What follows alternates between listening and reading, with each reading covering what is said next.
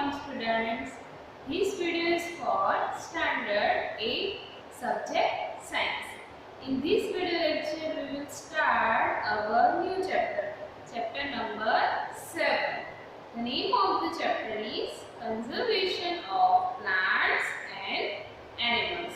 Now in this chapter we will learn about many types of reserves, wildlife sanctuaries, national park, यानी कि ये सारे जो है वो क्यों बनाए गए हैं और ये किसके कंजर्वेशन के लिए, जैसे प्लांट्स है, एनिमल्स है, जो नेचर के दिए हुए हैं उसका कंजर्वेशन करने के लिए ये सारी चीज़ें बनाई गई हैं। तो सबसे पहले हम जानेंगे कि उसका कंजर्वेशन क्यों करना है। कंजर्वेशन मतलब उनको संभाल के रखना है, उनका जतन करना है, केयर करनी है। तो सबसे पहले हमें ये जानना है कि कंजर्वेशन करने की ज़रूरत आखिर है क्यों। तो इसीलिए सबसे पहले हम पढ़ेंगे डिफॉरेस्टेशन। डिफॉरेस्टेशन क्या होता है, उसके कॉजेस क्या है और उसके कॉन्सिक्वेंसेस क्या है। Okay, so now I am studying the our chapter. First is deforestation and its causes. A great variety of plants and animals exist on Earth. They are essential for the well-being and survival of mankind. Today, a major threat to survival of these organisms is deforestation. As you know, we have many types of plants, birds, animals everywhere. Lots of varieties are found in this, or they are essential for survival of mankind. या तो जितने भी living organisms हैं वो सारे एक दूसरे के सर्वाइवल के लिए इम्पोर्टेंट है, लेकिन आज उन पे थ्रेट है, खतरा है, और वो क्या है, deforestation. We know that deforestation means clearing of forest and using that land for other purposes. Forest में क्या होते हैं, ज़्यादा ट्रीज एंड प्लांट्स होते हैं और most of the animals and birds वहाँ पे सर्वाइव करते हैं। इन डिफॉरेस्टेशन मीन्स अब जो भी है सारे के सारे जो ट्रीज है वो फॉरेस्ट के कट कर दिए जाते हैं और वहाँ पे तो बिल्डिंग बनाई जाती है या तो दूसरे कोई पर्पस के लिए वो सॉइल को यूज़ किया जाता है। तो एक साथ ट्री चले जाएंगे तो जो ट्री नहीं रहेंगे तो एनिमल्स है, बर्ड्स है, वो भी वहाँ पे सर्वाइव नहीं कर पाएंगे। तो ये है deforestation. Trees in the forest are cut for some of the purpose mentioned below. अब किस किस पर्पस के लिए उनको कट किया जाता है। First is procuring land for cultivation, यानी कि अब जो वो लैंड है उसको कल्टीवेशन के लिए या खेती करने के लिए यूज़ करना चाहते हैं, इसीलिए फॉरेस्ट को कट करते हैं। Second reason is building houses and factories. वो पूरी की पूरी ज़मीन साफ करके वहाँ पे बिल्डिंग्स या फैक्ट्रीज बनाई जाएगी। थर्ड, मेकिंग फर्नीचर और यूजिंग वुड एज फ्यूल। जितने भी फॉरेस्ट में ट्रीज है उन सबको काट के उसका जो वुड है वो किसके लिए, फर्नीचर बनाने के लिए यूज़ किया जाएगा। और दूसरे भी कई तरह के कॉजेज होते हैं जिसके लिए ट्रीज को कट किया जाता है। तो ये सारे हैं कॉजेज ऑफ डिफॉरेस्टेशन। सब natural causes of deforestation, natural यानी कि हम ह्यूमंस उसको नहीं करते हैं, वो नेचुरली हो जाता है। वो क्या है, फॉरेस्ट फायर्स। फॉरेस्ट फायर यानी जंगल में जब खुद अपने आप जब आग लगती है, कोई ह्यूमन आग नहीं लगाता है, लेकिन सन की जो हीट होती है उसकी वजह से कई बार फॉरेस्ट में अपने आप आग लग जाती है, तो उसे हम बोलते हैं फॉरेस्ट फायर। और दूसरा है सेवरल ड्रॉट्स। ड्रॉट्स यानी कि बहुत टाइम तक बारिश ना गिरे, उसकी वजह से जो ट्रीज है उनको रिक्वायर्ड पानी चाहिए या तो दूसरे मिनरल्स चाहिए, वो उनको सफिशिएंट मैनर में प्रोवाइड नहीं किए जाएंगे, दे आर नॉट ग्रोइंग, यानी कि वो अच्छे से ग्रो नहीं कर पाएंगे। तो ये भी डिफॉरेस्टेशन के नेचुरल कॉजेस में से एक है। Now consequences of deforestation. Deforestation के कॉन्सिक्वेंसेस यानी कि जब डिफॉरेस्टेशन होता है तो उसकी वजह से क्या रिजल्ट आता है, मतलब उसकी क्या इफेक्ट होती है।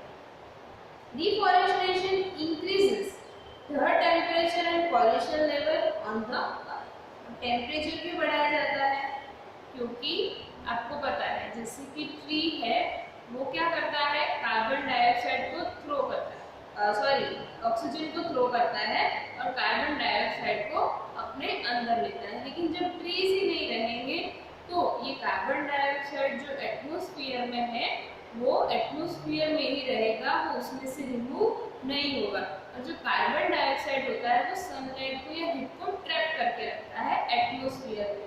तो कार्बन डाइऑक्साइड की अमाउंट बढ़ने से टेम्परेचर भी क्या हो जाएगा, हाई हो जाएगा। और दूसरा पॉल्यूशन, पॉल्यूशन लेवल क्या होगा, क्योंकि ट्रीज है वो एयर को प्योरीफाई करते हैं, लेकिन जब ट्रीज ही नहीं रहेंगे तो एयर है वो प्योरीफाई नहीं होगी, तो पॉल्यूशन है वो इंक्रीज होगा। It increase the level of carbon dioxide in the atmosphere, वही टेम्परेचर के लिए टेम्परेचर बढ़ने का एक रीजन है। Ground water level also gets lower, they know that deforestation disturbs the balance in nature. अब देखो जो ग्राउंड वाटर जमीन के अंदर का जो पानी है उसकी जो लेयर है वो भी नीचे तक चला जाएगा, क्योंकि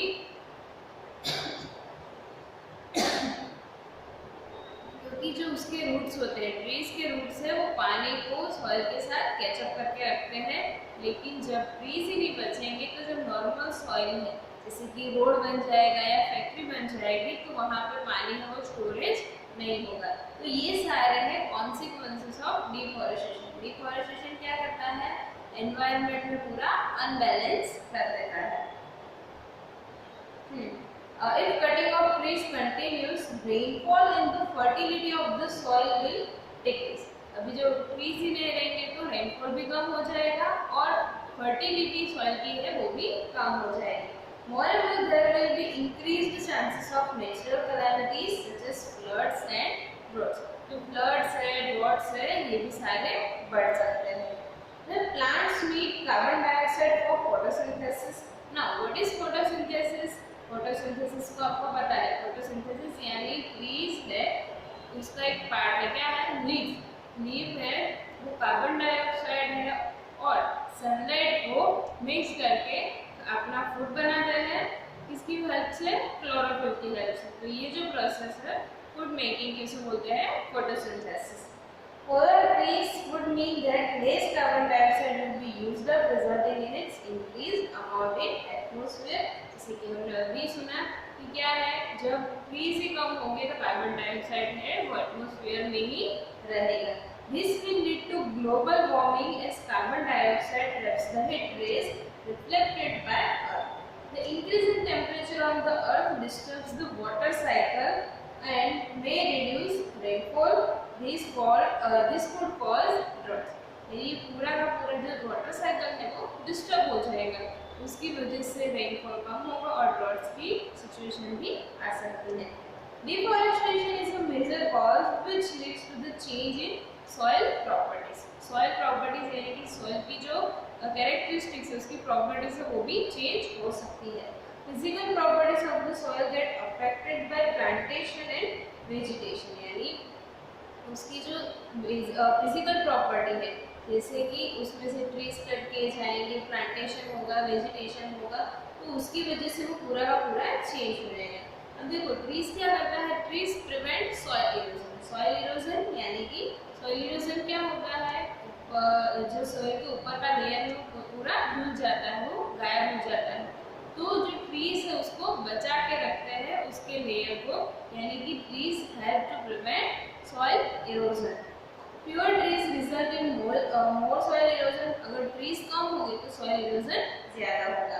Removal of the top layer of the soil exposes the lower hard and rocky layers. यानी जो ऊपर का सॉफ्ट है वो लेयर अगर हट जाएगा तो नीचे का जो रॉकी मतलब पत्थर वाला जो लेयर है, हार्ड है, वो ही अभी बाकी रहेगा, जिसमें हम अच्छी तरह से प्लांटेशन नहीं कर सकते, अच्छी तरह से ट्रीज को ग्रो नहीं करवा सकते।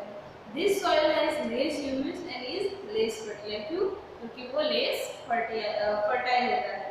Gradually the fertile lands gets converted into desert. और धीरे धीरे क्या होगा, जो fertility वाली जो लैंड थी, fertile लैंड, धीरे धीरे उसकी सारी fertility खत्म हो जाएगी और किसमें कन्वर्ट हो जाएगी, डेजर्ट लैंड में। डेजर्ट लैंड में आपको पता है कि वहाँ पे बिल्कुल भी fertility नहीं होती, वहाँ पर हम प्लांट्स को ग्रो नहीं करवा सकते हैं, तो इसे क्या बोलते हैं, इट इज कॉल्ड डेजर्टिफिकेशन, यानी कि the conversation process of fertile land into desert land is called desertification, जो आपकी खेती करने के लायक जो जमीन थी वो अब कैसी बन जाएगी, डेजर्ट जैसे, तो उसे हम बोलते हैं डेजर्टिफिकेशन। तो डेजर्टिफिकेशन किसकी वजह से होता है, डिफॉरेस्टेशन की वजह से होता है।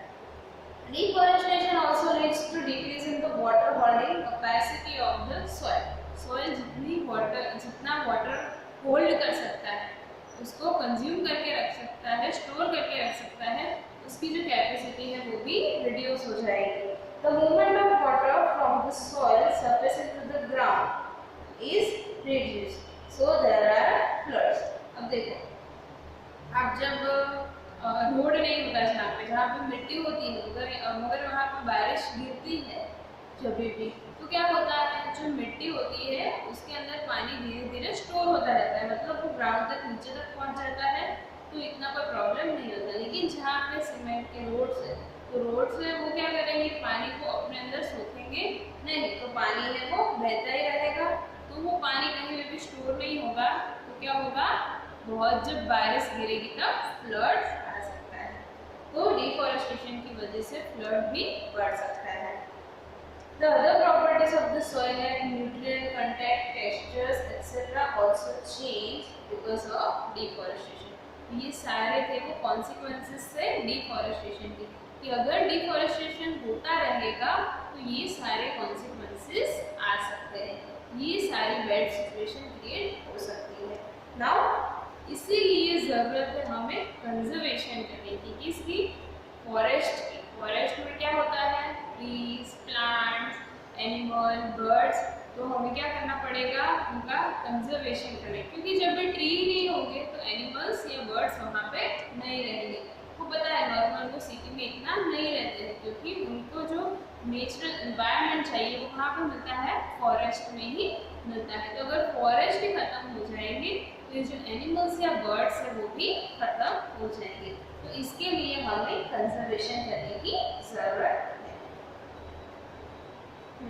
अब देखो, कंजर्वेशन करने के लिए गवर्नमेंट ने 3 चीजें बनाई।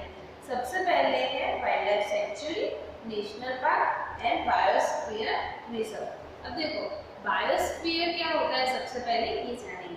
Biosphere is that part of the earth in which living organisms exist और विच सपोर्ट्स लाइफ। अब देखो, पूरी हमारी जो अर्थ है वहाँ पे बहुत सारे ऐसे एरिया है, लेकिन सभी जगह पे मोस्टली हम तो ह्यूमन्स है या एनिमल्स में सारे जो लिविंग ऑर्गेनिजम्स है वो अर्थ पे ही सर्वाइव करते हैं। लेकिन कुछ पार्ट्स ऐसे भी होते हैं जहाँ पे इतना एनवायरनमेंट सुटेबल नहीं होता, वाटर नहीं मिल पाता, तो कोई भी लिविंग ऑर्गेनिज्म वहाँ पे सर्वाइव नहीं कर सकता। जैसे कि एंटार्क्टिका है, तो मोस्टली वहाँ पे हमारी लाइफ है वो पॉसिबल ही नहीं। वहाँ पे कुछ जो बियर्स होते हैं और कुछ ऐसी शायद प्लांट्स भी वहाँ पे नहीं सर्वाइव कर पाते, कुछ एल्गी है बस वही वहाँ पे रह सकते, क्योंकि वहाँ पे हमें जो चीज़ें नेसेसरी है, जो हवा हमें चाहिए, पानी चाहिए, वो हमें अच्छी तरह से नहीं मिल पाता। तो ये जो एरिया है जहाँ पे ये सारी चीज़ें मिल सकती है, जैसे कि that part of the earth in which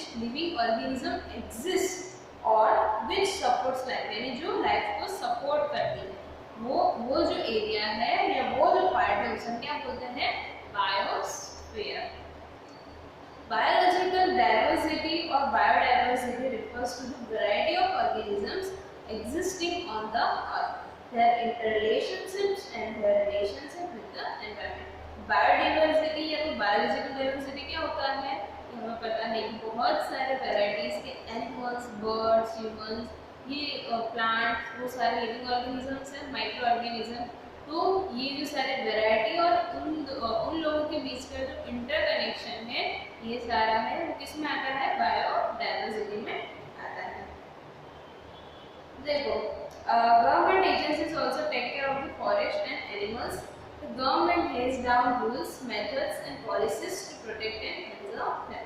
government में कुछ प्लान बनाते हैं या कुछ ऐसी एजेंसीज बनाते हैं, तो सिर्फ क्या करते हैं, जो सारे फॉरेस्ट है उनको कंजर्व करने का, उनको बचाने का वर्क करते हैं। तो सबसे पहले है एक wild life sanctuary. Wild life sanctuary क्या होती है, areas where animals are protected from any disturbance to them and their habitat, यानी कि कुछ ऐसे फॉरेस्ट है या कोई ऐसी जगह है बहुत सारे ट्रीज है, तो उनको क्या किया जाता है, रिजर्व किया जाता है। मतलब कि वहाँ पे कोई दूसरे जो ह्यूमंस है वो कोई एक्टिविटी नहीं कर सकते। मतलब कि हमारे जो रेगुलर बिजनेस होता है या तो हम रहते हैं, ये सारी चीज़ें वहाँ पे नहीं हो सकती। वो जो प्रेजेंस है वो सिर्फ किन के लिए होगा, एनिमल्स और बर्ड्स के लिए ही होगा। वहाँ पे हम लोग हाँ घूमने या देखने जा सकते हैं, लेकिन हम उनको डिस्टर्ब नहीं कर सकते, वो अपनी तरह से वहाँ पे रहते हैं। दूसरा है national park, areas reserved for wildlife where they can freely use the habitats and natural resources। अब habitats यानी कि उनका जो घर, तो मतलब कि जो भी एनिमल्स है वो जहाँ पे रहते हैं, जो ट्रीज में रहते हैं, गुफा में रहते हैं, उसे क्या बोलते हैं, हैबिटेट, उनका घर।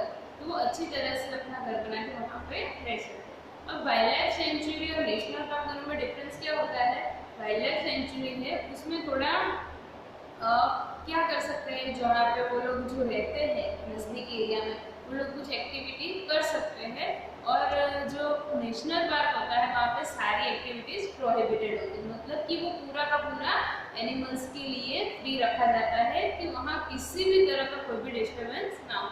जिससे आगे आएगा हम देखेंगे कि इन दोनों के बीच में दूसरा डिफरेंस क्या होता है। फिर biosphere reserve, large areas of protected land for conservation of wildlife, plant and animal resources and traditional life of the tribals living in the area। यानी कि बहुत बड़ा एरिया जिसके लिए रिजर्व रखा जाता है, बायोस्फीयर रिजर्व बोलते हैं, जहाँ पे एनिमल्स है, प्लांट्स है, वो अपनी तरह से सर्वाइव करता है, और जो ट्राइबल्स है, जो ट्रेडिशनल मतलब जैसे कि आदिवासी होते हैं, उनकी जो जाति है ट्राइबल से वो अपना सर्वाइवल कर पाए। तो ये तीनों main. To protect our flora and fauna, their habitats, protected areas called wildlife sanctuaries, national parks and biosphere reserves have been earmarked. ये सारे क्या है, प्रोटेक्टेड एरिया जहाँ पे उनको प्रोटेक्शन मिलता है। Plantation, cultivation, greasing, felling trees, hunting and poaching are prohibited there। ये सारी चीजें तो वहाँ पे नहीं कर सकते, अगर करोगे तो वो क्या होगा, एक गुनाह माना जाएगा। अब बायोस्फीयर रिजर्व क्या होता है, biosphere reserves are the areas meant for conservation of biodiversity। Biodiversity क्या होता है, different variety of plants, animals, birds, micro organisms, insects, ये उनका प्रोटेक्शन करने के लिए, उनका कंजर्वेशन करने के लिए जो एरिया है वो डिनोट किया जाता है, रखा जाता है, उसे हम बोलते हैं biosphere reserve. As you are aware that biodiversity is the variety of plants, animals and microorganisms generally found in the area. The biosphere reserves have to maintain the biodiversity and culture of that area। यानी कि ये ऐसी जगह है जहाँ पे बहुत सारे, अगर हम यहाँ पे देखेंगे तो हमें बहुत कम प्लांट दिखाएंगे, लेकिन जब हम बायोस्फीयर रिजर्व में जाएंगे कोई भी, तो वहाँ पे बहुत अलग अलग तरह के प्लांट्स होते हैं, एनिमल्स जो कभी हमने देखे ही ना हो या जिनके बारे में कभी सुना भी ना हो। तो इन सब का कंजर्वेशन करने के लिए ये एरिया है वो प्रोहिबिटेड किया जाता है। बायोस्फीयर रिजर्व में also contain other protected areas in it। यानी कि बायोस्फीयर रिजर्व में अंदर नेशनल पार्क भी हो सकता है, वाइल्ड लाइफ सेंचुरी भी हो सकती है। The Pachmarhi Biosphere Reserve consists of one national park named Satpura and two wildlife sanctuaries named Bori and Pachmarhi। तो पचमारी नाम की जो बायोस्फीयर रिजर्व है वहाँ पे एक तो क्या है, नेशनल पार्क जिसका नाम है सातपुरा, और दूसरी जो वाइल्ड लाइफ सेंचुरीज है उनका नाम है बोरी एंड पचमारी। नीचे आपको उसका मैप दिखाया गया है। ये नजदीक देखो पचमारी सेंचुरी है और वहाँ पर नजदीक ही बोरी सेंचुरी है, और ये जो पूरा है उसे क्या बोलते हैं, बायोस्फीयर रिजर्व। अब जानेंगे फ्लोरा एंड फोना के बारे में। Now what is flora and what is फोना। अभी ये फ्लोरा और फोना दोनों मेन टाइप्स हैं। फ्लोरा यानी क्या होता है, फ्लावर्स, और फोना यानी क्या होता है, एनिमल्स। लेकिन ये नॉर्मल एनिमल्स से अलग है। जैसे कि अगर आप एग्जाम्पल लेते हैं कि यहाँ पे हमें कौन सी वाइल्ड लाइफ सेंचुरी दी है, पचमारी, या तो पचमारी एक सेंचुरी है, वहाँ पे जो भी एनिमल्स है वहाँ के स्पेशल एनिमल्स जो दूसरी कहीं जगह पे नहीं दिखाई देते हैं, तो जो एनिमल्स है उसे हम क्या बोलेंगे, फोना। और वहाँ के जो स्पेशल फ्लावर्स या तो फिर प्लांट्स है उसे हम क्या बोलेंगे, फ्लोरा। हाँ, दे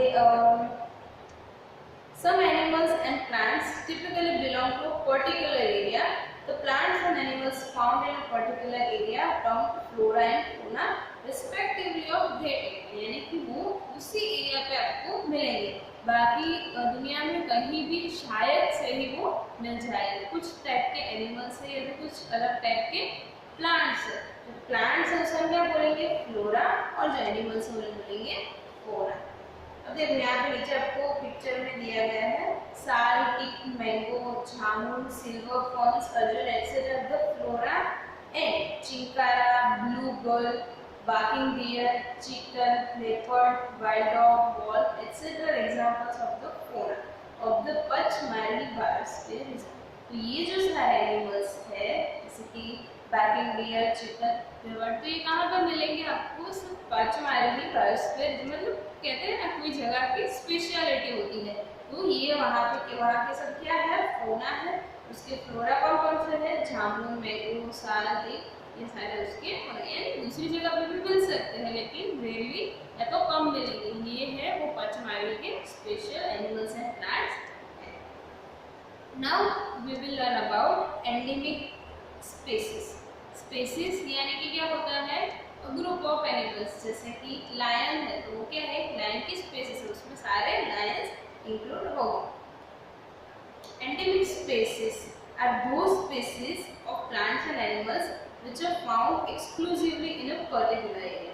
एंडेमिक स्पीसीज क्या होती है कि वो पर्टिकुलर एरिया में ही मिलेगी आपको, दूसरी जगह पे रेयरली, बिल्कुल रेयरली, मतलब मिलेगी ही नहीं। जैसे कि they are not naturally found anywhere else, या नेचुरली आपको कहीं पे नहीं मिल सकती। हाँ, ऐसा हो सकता है कि कहीं से उसको ट्रांसफर किया गया हो, अगर जो गिर का जो वाइल्ड लाइफ सेंचुरी है वहाँ से अगर कुछ लायन है दूसरी जगह ट्रांसफर, मोस्टली जो लायंस है वो कहाँ पे दिखाई मिलते हैं, गुजरात में, कहाँ पे, जूनागढ़ में। तो जो गिर सेंचुरी है वहाँ से अगर लायंस है कहीं जू में या तो किसी दूसरी वाइल्ड लाइफ सेंचुरी में ट्रांसफर किए जाए तो ये हो सकता है, लेकिन उनको वहाँ का एटमोसफियर है, एनवायरनमेंट है, उसकी वजह से मोस्टली सारे कहाँ पे मिलते हैं, उसी जगह पे मिलते हैं। तो ये जो स्पीसीज होती है उन्हें क्या बोलते हैं, endemic species. Those species of plants and animals which are found exclusively in a particular area or they are not naturally found anywhere else. A particular type of animal or a plant may be endemic to a zone, state or a country. कहाँ तक हो सकता है, या तो सिर्फ एक वो जोन में यानी कुछ एरिया में मिल सकता है, दूसरा स्टेट में, यानी स्टेट में कहीं भी बोलते हैं ना कि लायन है तो कहाँ पे मिलेगा, गुजरात स्टेट में, और कुछ होते हैं वो कंट्री बेस्ड। देखो साल एंड वाइल्ड, वो भी क्या है, एक फ्लोरा है, endemic flora of the Pachmarhi biosphere reserve. Pachmarhi biosphere reserve में वहाँ के वो एंडेमिक फ्लोरा है। Bison, Indian giant squirrel and flying squirrel and endemic फोना ऑफ दिस एरिया, यानी ये जो सारे हैं क्या है, एंडेमिक फोना of Pachmarhi reserve. The destruction of the habitat, increasing population and introduction of new species may affect the natural habitat of endemic species and endanger their extinctions। यानी कि उनके जो हैबिटेट, वो जहाँ पर रहते हैं, उनका जो रहठान है, अगर उसको डिस्टर्ब किया जाए, मतलब तोड़ दिया जाए, और दूसरा अगर पॉपुलेशन इंक्रीज होगी तो क्या होगा, ये जो सारे स्पीसीज है उन पर खतरा रहेगा क्योंकि वो धीरे धीरे कम हो जाएगी। The natural habitat of endemic species and endanger their, उनका जो एग्जिस्टेंस है वो डेंजर में चला जाएगा क्योंकि उनको वहाँ पर अगर रहने नहीं मिलेगा, उनको जो भी एनवायरनमेंट चाहिए, जो वाटर चाहिए वो अगर नहीं मिलेगा तो वो डेंजर में चलाएगा, मतलब धीरे धीरे वो कम होते जाएंगे। नाउ स्पीसीज क्या होता है, अगर आपको समझ में ना आया हो तो यहाँ पर दिया हुआ, species is a group of population which are capable of interbreeding. This means that the members of a species can reproduce fertile offspring only with the members of their own species and not with members of other species. Members of a species have common character. यानी कि दूसरे जो animals है वो reproduce, animals है या plants है वो रिप्रोड्यूस हो गए, तब अगर सेम एनिमल्स है तो ही, अगर लायंस बचेंगे ही नहीं तो दूसरे लायन से वो पैदा नहीं होंगे। तो एक जो ग्रुप में आते हैं जैसे लायंस है, टाइगर्स है, अगर इसमें प्लांट्स में देखा जाए मैंगो ट्रीज है, टिक ट्रीज है, साल ट्रीज है, तो ये सारी क्या होती है अलग अलग स्पीसीज। अगर एक भी नहीं बचेगा तो दूसरे जो उसके आगे प्लांट्स है या एनिमल्स है वो भी नहीं बनेंगे। तो इसके लिए ये एंडेमिक स्पीसीज को कंजर्व करना इम्पोर्टेंट है। तो आई होप यहाँ तक आपको अच्छे से समझ में आ गया होगा।